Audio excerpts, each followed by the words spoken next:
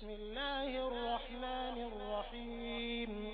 দয়াময় পরম দয়ালু আল্লাহর নামে। ওয়াইলুল লিকুল্লি হুমাযাতিল লুমাযাতি। দুর্ভোগ প্রত্যেকের যে পশ্চাতে ও সম্মুখে লোকের নিন্দা করে, ইন্নাল্লাযী জামা'a মালান ওয়া আদ্দা। যে অর্থ জমায় ও উহা বারবার গণনা করে, ইয়াহসাবু আন্না মালাহু আখলাদা।